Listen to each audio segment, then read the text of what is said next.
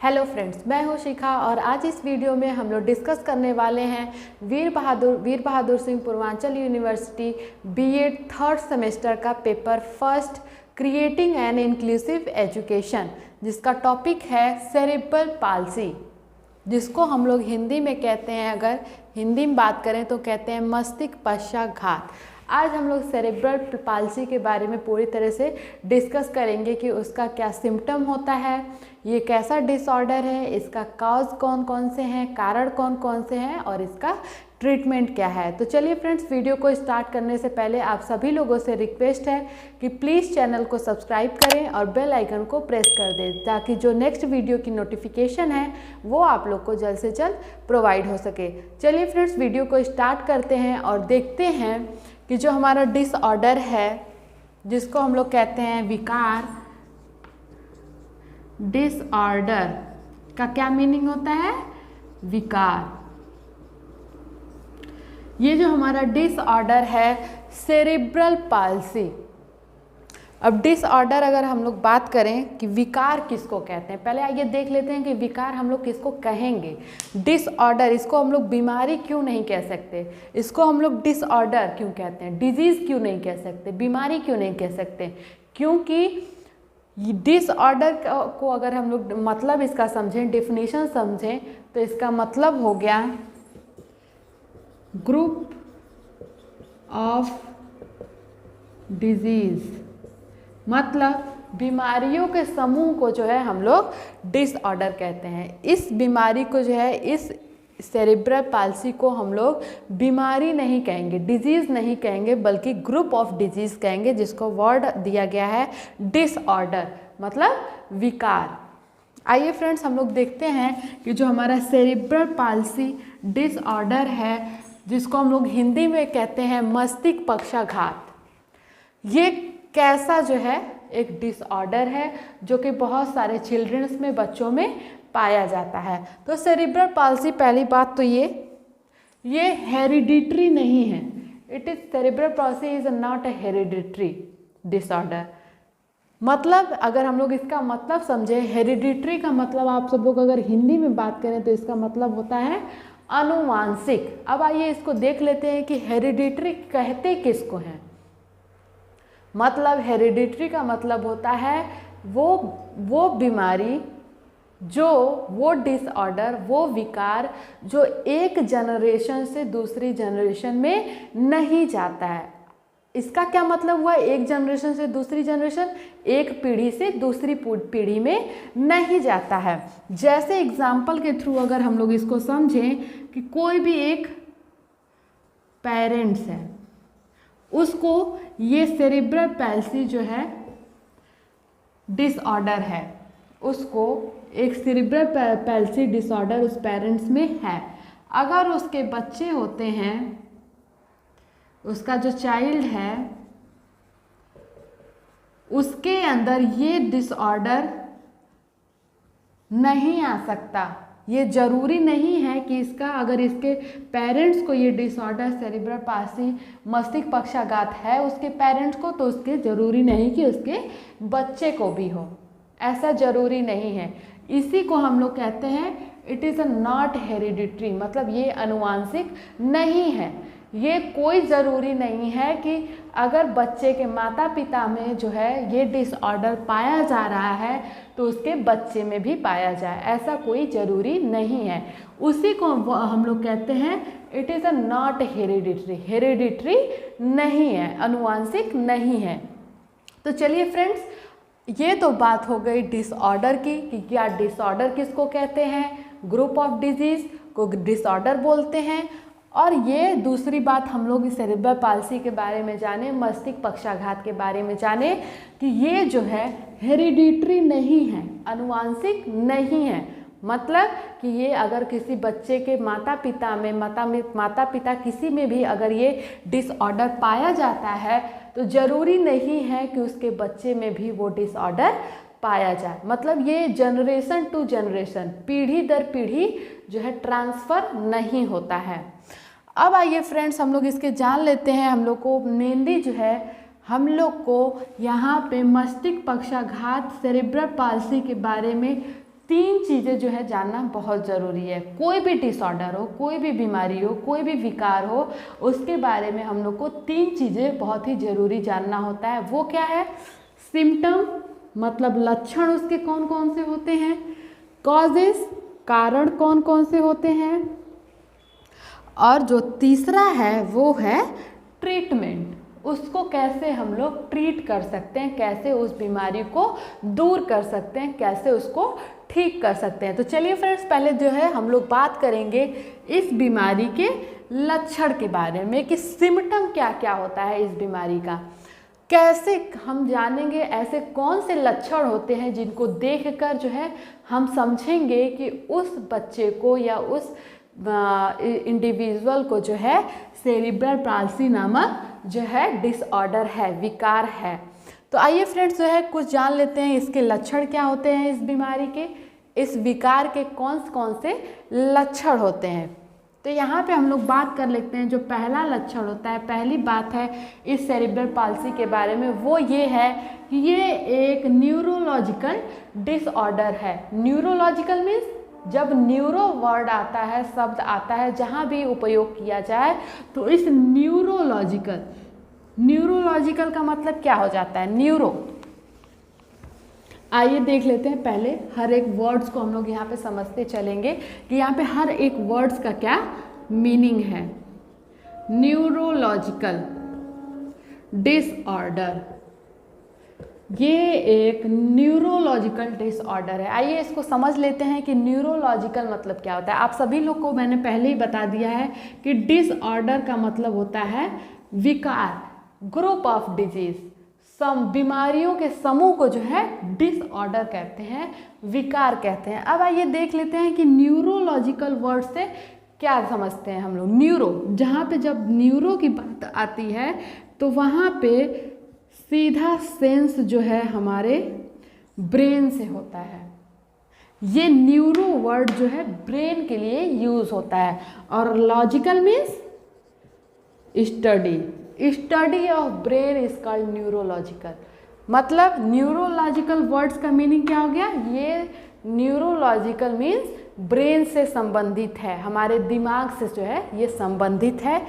ये जो बीमारी है, ये जो डिसऑर्डर है यहाँ पे सेरिब्रल पैल्सी, जिसको हम कह रहे हैं मस्तिष्क पक्षाघात, ये हमारा एक ऐसा डिसऑर्डर है, ऐसा विकार है जो कि हमारे ब्रेन से, मस्तिष्क से जुड़ा हुआ है। तो ये बात हो गई इसके बारे में, न्यूरोलॉजिकल डिसऑर्डर है। मतलब ये हमारा सेरिब्रल पाल्सी जो है, मस्तिष्क पक्षाघात जो है हमारे दिमाग से, हमारे मस्तिष्क से जो है संबंध रखता है। अब दूसरी बात क्या होती है कि आइए देख लेते हैं कि सेरिब्रल पाल्सी होता क्यों है, उसका क्या लक्षण है। वो जनरली जो है किसको कह सकते हैं, कहाँ पे जो वो है अफेक्ट करता है, तब जो है जाके ये डिसऑर्डर हमारे शरीर में जो है, बच्चों के शरीर में पाया जाता है। सेरिब्रल पाल्सी जो है, मस्तिष्क पक्षाघात जो है, जनरली जो हमारा ब्रेन होता है, हमारा मस्तिष्क होता है, वहाँ की सेल्स को जो है ये अगर डैमेज हो जाती हैं, ब्रेन्स की वो सेल्स जो कि मसल्स मूवमेंट को जो है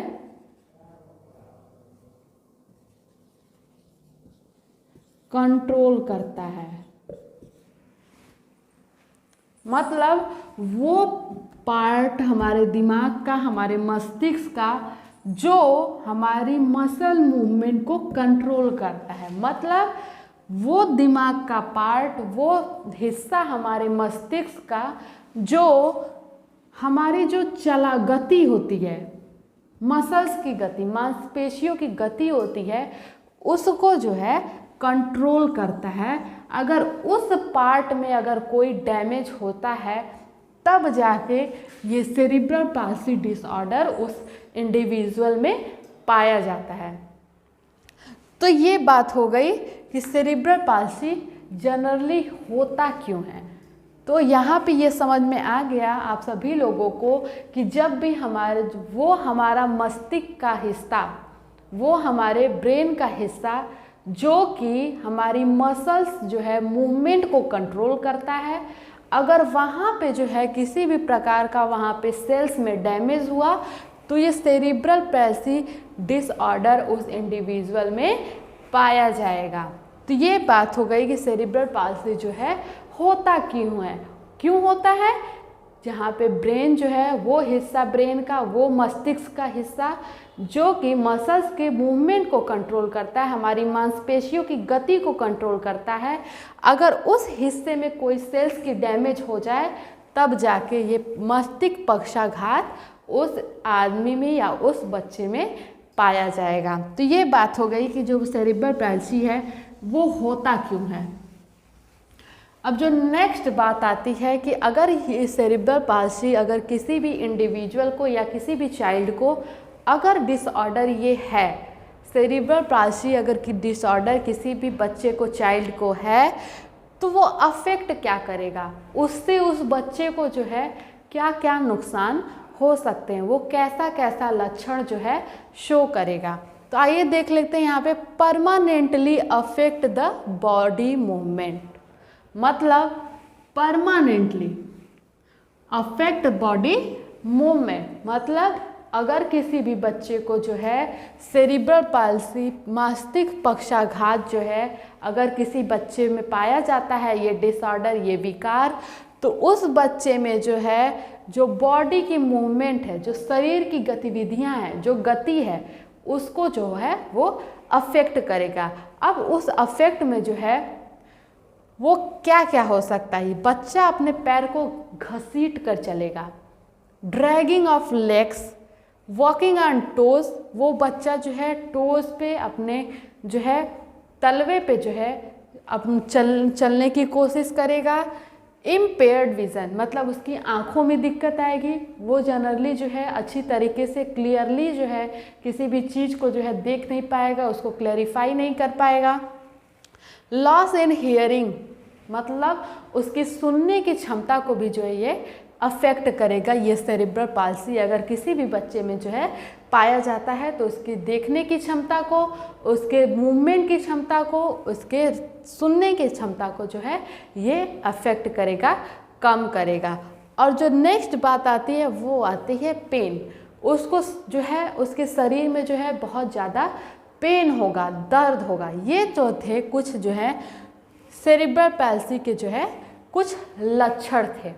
हम लोग जो है अभी तक जो है इस टॉपिक में क्या क्या जान चुके हैं, सेरिब्रल पैल्सी को कहते क्या हैं हिंदी में, मस्तिष्क पक्षाघात, और ये अनुवांशिक नहीं है, मतलब एक जनरेशन से दूसरे जनरेशन में नहीं जाता है, और ये एक न्यूरोलॉजिकल डिसऑर्डर है।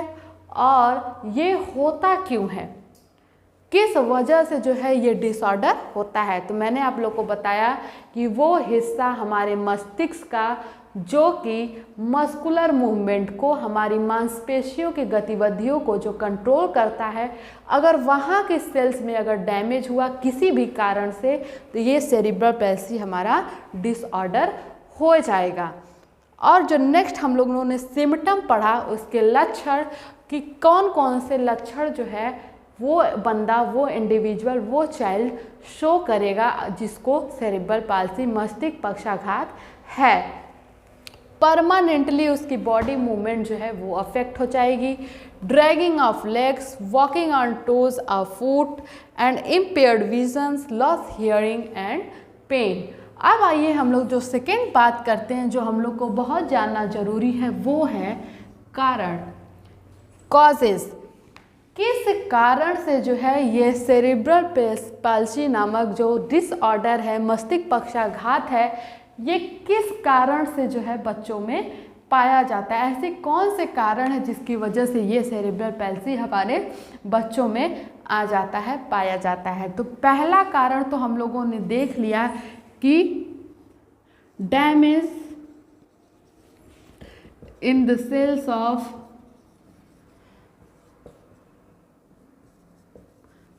brain which controls the muscular movement in the movement in the body. इसका मतलब हम लोग आइए समझ लेते हैं कि जो पहला कारण है जिसकी वजह से हमारे चिल्ड्रंस में सेरिब्रल पैल्सी जो है वो पाया जाता है, उसका मुख्य कारण यही है कि जो हमारे दिमाग होता है, हमारा मस्तिष्क होता है, वहाँ की वो कोशिका, वो सेल जो कि हमारे बॉडी का मस्कुलर मांसपेशियों की गतिविधियों को कंट्रोल करता है, अगर उसकी सेल्स में जो है किसी भी प्रकार का डैमेज हो जाए तब यहाँ पे ये सेरिब्रल पैल्सी कॉज हो जाता है। ये सिंड्रोम उस इंडिविजुअल में पाया जाएगा। और जो नेक्स्ट कारण है, आइए हम लोग देख लेते हैं कि ये जो सेल्स का डैमेज है जो कि मस्कुलर मूवमेंट को हमारी बॉडी में कंट्रोल करता है, ये आखिर में डैमेज किस तरह होता है, किस वजह से जो है हमारी जो माँ होती है, जिसके वॉम्ब में, गर्भ में जो है बच्चा पल रहा होता है, वहाँ पे ऐसी क्या जो है दिक्कत हो जाती है जिसकी वजह से जो सेल्स होती हैं दिमाग की, मस्तिष्क की, वो डैमेज हो जाती हैं और ये सेरिब्रल पैल्सी डिसऑर्डर उस बच्चे में हो जाता है, पाया जाता है। तो आइए जो है जो पहला कारण है और मोस्ट इम्पॉर्टेंट है वो है इन्फेक्शन ड्यूरिंग प्रेगनेंसी। जब एक महिला, एक फीमेल प्रेग्नेंट होती है, प्रेगनेंसी के टाइम अगर उसके अंदर जो है इन्फेक्शन हो जाए,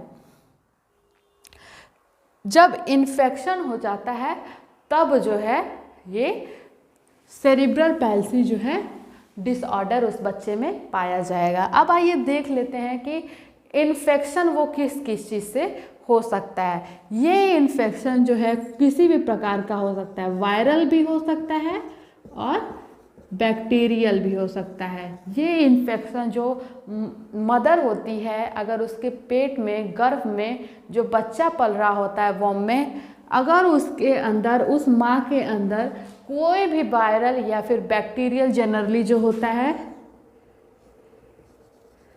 रूबेला या फिर साइटोमेगालोवायरस का अगर इन्फेक्शन हो जाता है तब जो है ये वायरस एंड बैक्टीरिया जो है उस माँ के अंदर अगर इन्फेक्शन इनका हो जाता है तो उस बच्चे की जो डेवलपमेंटल स्टेज है वहाँ पे वो जो है अफेक्ट कर देगा, जिसकी वजह से उसका न्यूरोलॉजिकल जो है डिसऑर्डर उसमें पाया जाएगा, जिसको हम लोग कहते हैं सेरिब्रल पैल्सी। अब आइए जो है हम लोग देख लेते हैं कि जो दूसरा कारण है जिसकी वजह से जो ब्रेन है, मस्तिष्क है, वहाँ की सेल जो है डैमेज होती हैं, किस कारण से, वो है सीवियर जॉन्डिस, जिसको हम लोग कह सकते हैं पीलिया। अगर जो है बच्चा गर्भ में है, माँ के वॉम्ब में, उसका डेवलपमेंट चल रहा है, उस टाइम पे अगर बच्चे के अंदर पीलिया हो जाती है तो वहाँ पे जो है, जब वहाँ पे जॉन्डिस हो जाएगी तब वहाँ पे उसका लीवर जो है वो अच्छी तरीके से जो है फंक्शन नहीं कर पाएगा, जिसकी वजह से उसकी जो ब्लड सेल्स हैं, जो हमारे रक्त की कोशिका हैं, वो अफेक्ट होंगी और जिसकी वजह से उसके मस्तिष्क पे भी असर पड़ेगा और वहाँ की सेल्स जो हैं वो डैमेज होगी। अगर वहाँ पे जो है जो बॉडी मूवमेंट को कंट्रोल करती है, मांसपेशी की गतिविधियों को कंट्रोल करती है सेल ब्रेन की, अगर वहाँ पे डैमेज हो जाएगा तब ये जो है सेरिब्रल पैल्सी जो है डिसऑर्डर उस बच्चे में पाया जाएगा। तो इसका एक मुख्य कारण भी है जो सेरिब्रल पैल्सी के होने का, वो है सीवियर जॉन्डिस। और जो तीसरा कारण है वो है RH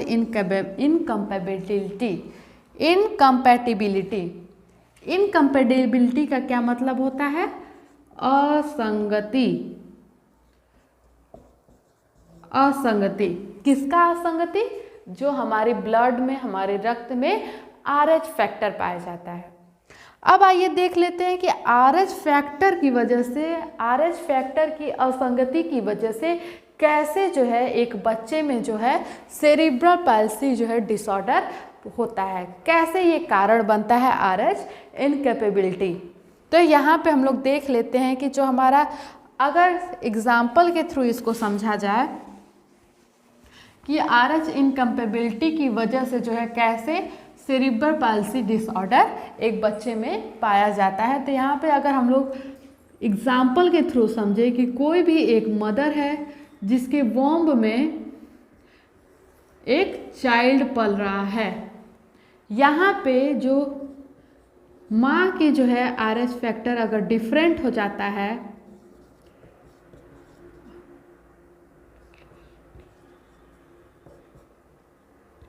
अगर यहाँ पे आरएच फैक्टर मदर का जो है डिफरेंट हो जाता है, असमान हो जाता है, तो ये क्या प्रोड्यूस करेगा, ये क्या बनाएगी, एंटीबॉडी, एंटीबॉडी बनाएगी, जो कि इस बच्चे की ये एंटीबॉडी जो मदर बना रही है, ये इस बच्चे की जो है ब्लड सेल को डैमेज करेगा। किसको डैमेज करेगा, जो हमारे बच्चे की जो है ब्लड सेल है, जिसकी वजह से ये जो है इस बच्चे के अंदर एक खतरनाक रूप में जो है जॉन्डिस पाई जाएगी। और ये खतरनाक जो जॉन्डिस है उस बच्चे में, वो कारण बनेगी सेरिब्रल पैल्सी की, मस्तिष्क पक्षाघात की कारण बनेगी। यहाँ पे हम लोगों ने इसके पहले डिस्कस किया था, एक मुख्य कारण जो सेरिब्रल पाल्सी होने का कारण था वो था सीवियर जॉन्डिस। तो यहाँ पे आरएच इनकम्पेबिलिटी भी जो है एक इनडायरेक्ट वे में जो है सेरिब्रल पाल्सी को जो है जनरेट करता है, बच्चों में जो है इसकी होने की जो दर है उसको बढ़ाता है। कैसे इनडायरेक्टली, आरएच फैक्टर अगर मदर का डिफरेंट होगा बच्चे से तो वो एंटीबॉडी बनाएगा, एंटीबॉडी बनाएगा तो वो बच्चे की ब्लड सेल को जो है डैमेज करेगा, जिसकी वजह से उस बच्चे में जो है एक सीवियर जॉन्डिस पाई जाएगी, और ये जॉन्डिस जो है सेरिब्रल पैल्सी को जो है प्रोड्यूस करेगा उस बच्चे में। तो ये फ्रेंड्स थे कुछ कारण जिनकी वजह से ये डिसऑर्डर सेरिब्रल पाल्सी बच्चों में पाया जाता है। अब आइए इसका ट्रीटमेंट देख लेते हैं कि इसका ट्रीटमेंट क्या है, कैसे जो है हम इसको सेरिब्रल पाल्सी डिसऑर्डर को, विकार को कैसे जो है ठीक कर सकते हैं। तो यहाँ पे पहले हम लोग देख लेते हैं कि ये सेरिब्रल पाल्सी जो है, सेरिब्रल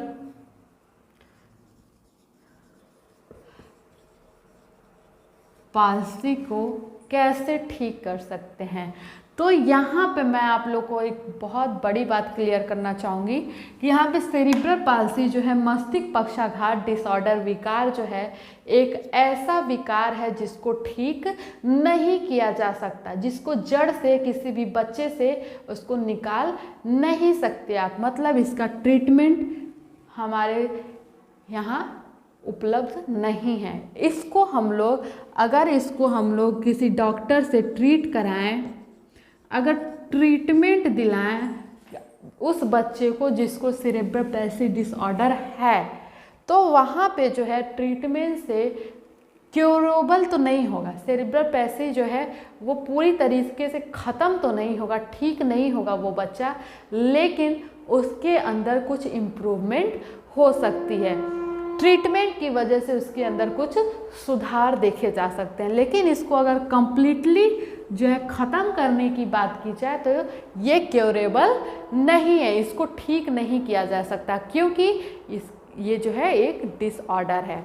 तो फ्रेंड्स, यहाँ पे हम लोग आज बात किए, आज डिस्कस किए कि जो सेरिब्रल पैल्सी जो डिसऑर्डर है वो क्या होता है, कैसे जनरेट होता है, किस वजह से जनरेट होता है, कौन कौन से जो है इसके सिम्टम होते हैं, कौन कौन से इसके कॉजेज़ होते हैं। कॉजेज़ में हम लोग ने 3 कॉजेज़ मेन पढ़ा। मुख्य कारण infection during pregnancy, severe jaundice and RH incapability. और जो लास्ट हम लोगों ने डिस्कस किया इसके ट्रीटमेंट के बारे में जो है हम लोगों ने डिस्कस किया। तो चलिए फ्रेंड्स, आई होप आप लोग को सेरिब्रल पैल्सी के बारे में, मस्तिष्क पक्षाघात के बारे में, उसके सिम्टम के बारे में, उसके कॉजेज़ के बारे में और उसके ट्रीटमेंट के बारे में थोड़ा बहुत नॉलेज हो गया होगा। तो चलिए फ्रेंड्स, अगर आप लोग को ये वीडियो अच्छी लगी तो प्लीज़ चैनल को सब्सक्राइब कर लीजिए और बेल आइकन को प्रेस कर दीजिए, ताकि जो नेक्स्ट वीडियो की नोटिफिकेशन है वो आप लोग को जल्द से जल्द प्रोवाइड हो सके। लाइक करिएगा, कमेंट करिएगा और ज़्यादा से ज़्यादा शेयर करिएगा। Thank you.